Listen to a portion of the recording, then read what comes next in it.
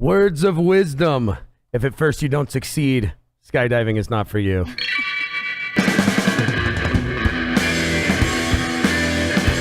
Welcome everybody back to the Wreckless podcast. Once again, back in the lounge, hanging out on the couch, and I feel blessed today to have people, and I always love it when I get people that come on that are of the industry and of other sides of the industry, because it's the same fight, it's the same war, different fight, everybody's in the same battle, but it's always good to hear it from the other side. So joining us, I have the infamous, the one, the only, Ashley Guz. Hello, thank you very much for having me. Look, you were so polite there, dude. Yeah, I know. I'll get worse. We'll get there. And then next to her, we have Nathan Hazard from the Real McCoy, which I got to be honest with you, I thought it was a fucking TV show for the longest time, but now I'm learning it's like a rum and other things. Yeah, I thought it was a '90s band. Yeah, well, see, we all have the wrong impression of what's going on in the world here. There's a whole suite of McCoys that we can get into. A whole suite of McCoys. Oh yeah, that sounds like a porn or something, dude. I don't know if I'm down right now. We got to figure that out, dude. That's how it goes. But the Real McCoy is actually the old school rum. Then is what I'm learning. Yeah. It has a really rich history. It goes back to the 20s, and then of course the style of rum goes way further back. It's a really it's the yo-ho, right? Rum it up. Yeah. There's some yo-hoing. So it's an American style rum. It's a Barbadian rum. All right. Well, I love Barbados. Sorry. You've been to Barbados? Yes, it's fucking amazing. Well, so I gotta be honest with you, Ash. Like, we've never actually sat down and talked, which I'm kind of bummed about. We haven't worked together, which eventually in the turn of time that will happen as we all we're busy, get older and do things. But you really have, as far as pastry and stuff in this whole town and this whole city, you really kind of put your, I hate to say it, but kind of put the dick in the Cheerios and said this is what we're gonna do and made it work. And you've been kind of a forefront, I gotta say, in making pastry chefs not be like the weird chick in the kitchen that everybody's afraid of, to be honest with you, right? You became, it was a cool thing. So I gotta give you props, man. Thank you. That's so nice. And nobody's ever not called me the weird chick in the kitchen that was ever, because people kind of are afraid of me. Well, so thank you. Afraid? I'm not scary. No, afraid is different. People that are honest and people that are true, people run from. It happens to me all the time. They're like, hey dude, you were a real jerk. I'm like, I just told you the truth that I thought. I don't know. What do I know, right? Yeah. Don't believe me. What do I care? No, if they think you're a dick, it's because they can't hang. Yeah, well, see? Truth is intimidating. So I got to give you props. And then you've worked with awesome people, man. I mean, Chef Ling and Aaron and those guys. I've been too blessed. Yeah, those guys are studs, man. And I haven't had time to, we all work at the same time. So I'm bummed I haven't had enough time to go eat their food and do everything. But hats off to everything that they're still doing and that you guys did. And the biggest thing is that what the hell are you up to now? What the hell am I up to now? What are you doing? Everyone wants to know that for some reason, which is weird because I'm the most uninteresting person in the world. That's what makes it interesting. But, see how that goes? I managed to still cook. Yeah. On my own terms, not for anybody else. And I cook what I want to cook. And I'm also food styling, which is a whole other amazing beast. And I'm learning so much about the industry and where marketing is going in this new world. Because when I took business classes in college, we were writing ledgers down on Excel. Yeah, you know what I mean? All that shit's irrelevant now. Exactly. Yeah, so thanks for taking all my money and teaching me nothing that I use now. Totally. Now I have a whole suite of Microsoft Office and it's fucking worthless. Yeah, right. But other than that, it's great. It's an amazing creative outlet where I still get to cook. I still get to do what I love. I still get to be inventive and I'm learning more and doing really, really fun things. Cool. So are you doing it for restaurants? Are you doing it just for you? Are you doing social media outlets? Are you on YouTube? Like what's Yes. I get that, but where? Yes. Where do we see these things? So if you go on YouTube, I am the food stylist for a cooking show called Cooking with Marshmello. like the DJ? That's fucking rad. DJ Marshmello, yes. Rad. Oh, wow. It's his cooking show. See, I didn't know who he was when I took the show took the job because I'm not cool. I stopped listening to music in 1998. Right. And it's pretty fucking cool what they do. And to be a part of that, because I love being just a tiny cog in a wheel that's greater than me. I love that. 100%. And I've been able, the other day I taught Derek Fisher how to make handy rings. That's fantastic. The man who has 5 fucking NBA rings, right. I got to teach him how to make rings out of candy. So that's way cooler to me, and I hate to say it, but more lucrative. Oh, for sure. Come on now. We all know what this business holds as far as money goes. You can say whatever on this show. We're real honest about it, man. Food is what you love. Yes. For a career move, it's got to either be a stepping stone or a death wish. I mean, it's it just is what it is, dude. I found a way to balance them both, and that's just the best that I could ever fucking hope for. Yeah, you know? Totally. Well, so I do miss the grind though. Not gonna lie. Well, there's what I call the game, the grind, the game. Yeah. And it's like when you get in the heat of it, there is no other place other than the kitchen. If you guys don't know, there's no other place that like is both teamwork, and it takes skill and time and mental power. And it's a mutual hate and love at the same time. Yeah, something about getting smacked around in the kitchen that you never forget, and you never, if you love it, it's like a disease. You can't. It's in you. And you're screwed. Totally. Like my schedule's full, but I still want to take on like a part-time gig somewhere, just being a pastry cook. Yeah, dude. I'll be here Friday, Saturdays. I'll do my prep time, grind it out. I'm gone. Like, No, I get don't have to watch me. Like I know what I'm doing, but can't get a job out of that. Yeah, that's harder than it sounds. It is. It really is. Nobody just wants a Friday, Saturday night cook. It's really weird. I don't know. They all want the B squad these days. Yeah, well, that's what our labor force allows us to get, right?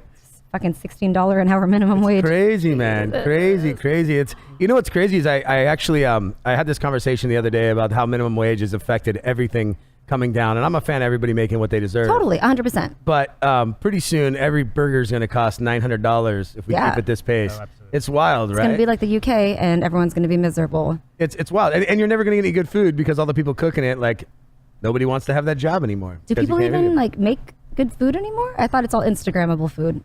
Well, to be honest with you, it's really crazy. This concept for me is unique. One is I took on a little higher step in like I wouldn't say fine dining because nothing ever do is fine dining really. I don't use tweezers. I refuse to like be that fancy. I'm more like Flintstone. You know, I like that shit. That's what I do. You put it on with your feet. Yeah, I'm like, nope, this is how it is. This is where we're going with this. And it's been really hard because nothing I'm doing here is like that weird Instagram kind of. Oh, you're not making sushi donuts. Okay. Yeah, right. You know, and you're like, well, look at this really dope steak, and people are like, cool. You haven't seen the sushi donuts, dude? No, it's a sushi donut. Well, think about it. Rice, sushi, donut style. Yeah. I want to think about it. Don't. Well, the thing is that everyone's always going to want a good steak. Right. So it may not be trendy, but people are always going to want it. Well, it's crazy. You put it even on a 2-pound steak. I have a 2-pound ribeye, 45-day age. The thing is massive, and they're still like, well, you know, where's the tomahawk? And I'm like, you guys, you don't eat the bone, bro. Yeah, I know. It's still, the brainwave is not all the way there. That's an unfortunate byproduct of consumers being too informed. Right. Well, that's what we're doing these days. That is. Speaking of that, I talked to Niaz this morning, our good friend Niaz from the show that I know you know, and he was like, you got who on? You have to give her a shout out. And I was like, all right, cool. What's up, dude? And he's like, best cake he'd ever had was the Tang Dinner cake at Mesa, I believe he said, right? I can't believe that. I pulled that dessert out of my ass. That's how all good things happen. So nice. God, that is so nice. So he wanted to give you the shout out. The best cake, the best, coolest thing you ever did was one of the Tang Dinners, which I want to talk about for a minute. And I know Ling just freaking crushes those, and you guys crush them. And I haven't been able to go to one, which I'm pissed about. But that dessert, and not I'm the only person. And Niaz eats a lot, so he does. So hats off to you. Shout out from Niaz on fucking the coolest cake ever. That's really fucking kind. Thank you, sir. Thank you, sir. And then what's up with the Tang Dinners, man? Tell me about these things. What happened with these? I hear so many good things. I know they haven't happened in a while. Well, that was actually something that Nikki Starr was doing at Mesa. She had her chef's tables once a week, and Ling jumped on. They were always themed. So Aaron Habiger and I, we did a Sade dinner, and then a couple of weeks after we did. The Wu-Tang one, and that's my jam to steal a Wreckless thing there, now on sale over at Wreckless in Fullerton. That's my jam. But I love that shit. I love collaborating. I love working with friends too. It just makes the job so much easier, and creativity just flows. It's the best thing. We can just shoot the shit with your homies and make good food, and people love it. Like that's of everything that I ever made, the fact that was his favorite.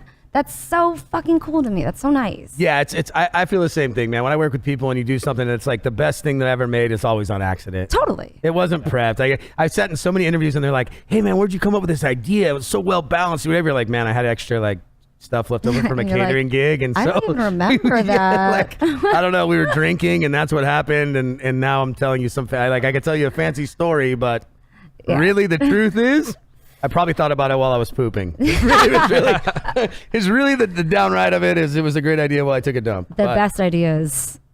I don't know. That's the only time it's quiet. This Wu-Tang dinner, this needs to maybe come to Wreckless. I mean, their names are made for puns. Like right. And you guys would have to do it, man. I'm telling you, that's your guys' niche. You guys just crush those things, you know? I love a good pun. Yeah. Doesn't everybody? That's how it goes. I mean, yeah, I think. Gotta. Yeah, I love a good pun. And I'm trying to make we're working on a new fast concept right now where I just want to do like pancake balls and fried chicken basically. And I don't know whether to call it like balls deep or the strip joint or like, the strip joint. The strip joint because it's all chicken strips and That's pancake balls, right? good. I don't know yet, but see the good pun thing. I like that. We got to figure it out, right? And it's like, does a chicken strip like the old meme? How about for recreational use? Next on stage, the chicken stripper. That's the way to go, dude. That's how it is. That's how it is. And then I got to talk to you. So, and also, desserts wise, are you working right now? Because I'm curious about this new gig you got going on. Are you actually coming up with the ideas they do on the show? No, which is great. Makes it even better. Yeah. So you're like consultant 101. Yeah. Well, yes and no. So what they do is. So he's a very international DJ, and 200%. My daughter is like, dude, he has like marshmallow themed whatever. It cracks me up. I just told her, you're a little me, you're screwed. Just so you know, this is preemptive. No, don't take the blue pill. Just letting you know, straight out of the gate.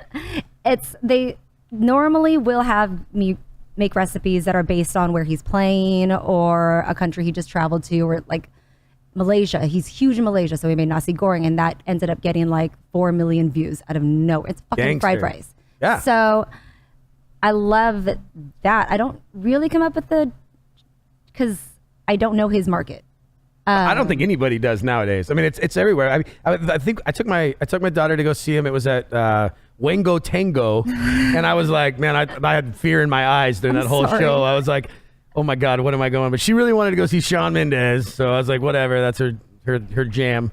And honestly, Marshmello, you would know if you heard it on the radio, but I'm not going to admit to any more of this live on the air.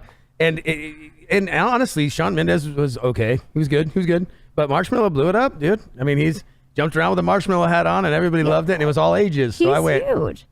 I went, man, he's got something that I don't know. He has an incredible creative marketing team. Oh, for sure. Aside from obvious talent, but he's got content coming out like twice a week. He's got his Fortnite show. He's got the cooking show, and they're all over the place. It's not just music. It's gaming, it's food. And then he has these influencers coming on. Like, I met this girl and she plays Fortnite for a living. What? On YouTube. Really? She's 20.